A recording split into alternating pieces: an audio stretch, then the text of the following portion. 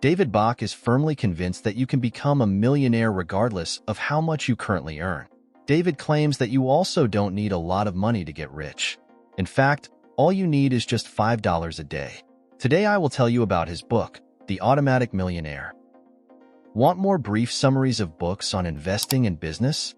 Then subscribe to the channel, hit the bell icon to get notified of new videos, and don't forget to give a like if this video was helpful to you.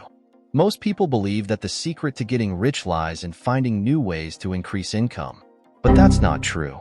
Ask anyone who got a raise last year. Did their savings increase? In almost every case, the answer will be no. Just look at yourself. You probably earn more today than you did 10 years ago, but are you richer now? What about your personal wealth? Are you able to save more? Most likely, you'll answer no. Why is that? Because the more we earn, the more we spend. How much you earn hardly affects whether you'll become rich or not. To become a millionaire, you have to agree that regardless of your income level, you might already be earning enough to become wealthy. Let me repeat the last part. Regardless of your income level, you might already be earning enough to become wealthy.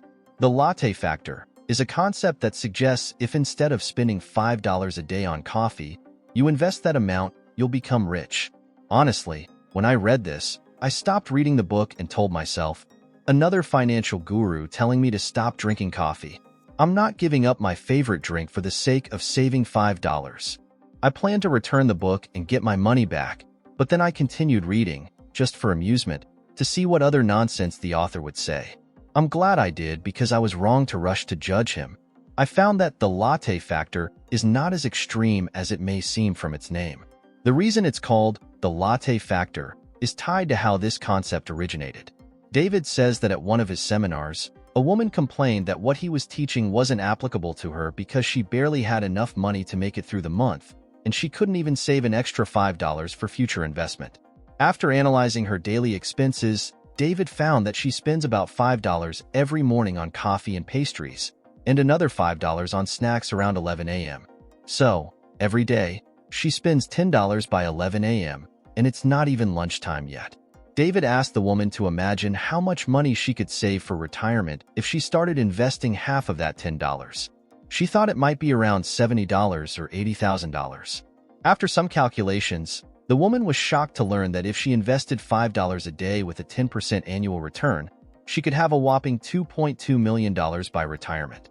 Her daily coffee and pastry habit cost her $1.2 million. This became a powerful incentive for her to change her habits. Thus, the latte factor was born. Some of you might have thought this doesn't apply to you because you don't drink coffee, and even if you did, you would never spend as much as she does on lattes. And if you think that way, you're missing the point, just like I did when I first heard about the latte factor. The main thing here is not the latte. The author tells us that we don't realize how much money we spend on trifles and how it can change our lives if we just change our habits a little bit. Perhaps your latte factor isn't lattes, but money you spend on bottled water, cigarettes, soft drinks, chocolate bars, fast food, subscriptions, and so on, so that it's not a one-size-fits-all latte factor. We all spend too much money on discretionary small expenses without realizing how much they add up. The latte factor is different for different people. For you, it might be eating out or cigarettes, and for someone else, it might be a second home or a second car they never use. In a few minutes, I'll explain how to find your latte factor, but first, let's look at the following table and see how investments of $5 a day at a 10% return over 40 years can look like. Here is the amount of money you are losing if you don't identify and eliminate your latte factor. If you want to identify your latte factor, simply track your expenses for a week. If that's too long for you, do the same for 2 days without changing your behavior. Write down everything, and I mean everything, even if it's just a few cents and regardless of whether you pay for things in cash or with a credit card. The author strongly recommends keeping records. They keep everything in mind because numbers written on paper give us much better results. This exercise will allow you to clearly see where you are spending money. This is where our yes, but comes in. What is it?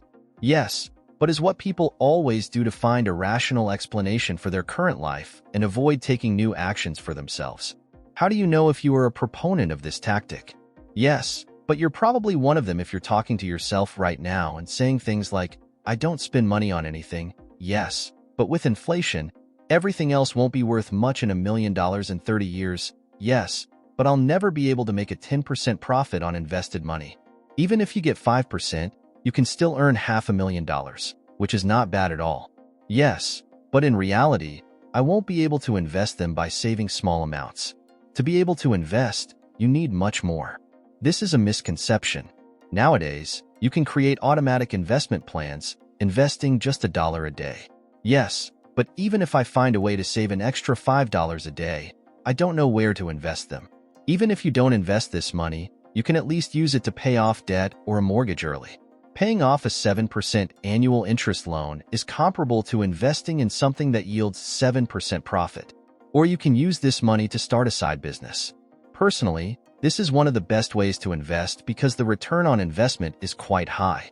The author recommends investing it in a retirement fund.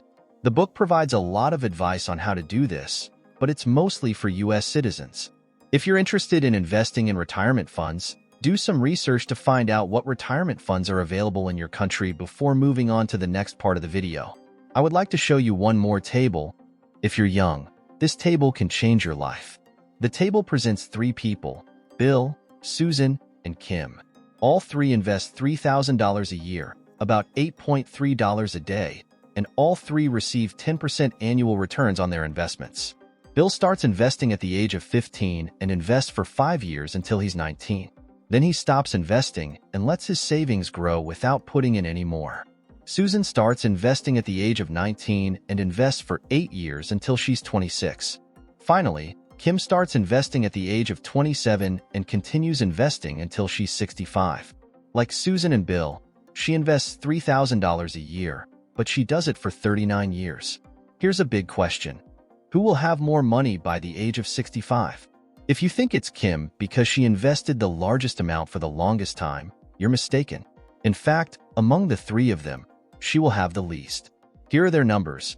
At 65, Kim will have around $1.3 million. In total, she invested $117,000 over 39 years. Susan will have $1.5 million. In total, she invested $24,000 over 8 years. Finally, Bill will have $1.6 million. He invested only $15,000 over 5 years. As you can see, Bill invested the least time and money, but nevertheless, he will get the most money. Why? Simply because he started earlier. This illustrates the significant importance of time in investments. Let's summarize what has been said.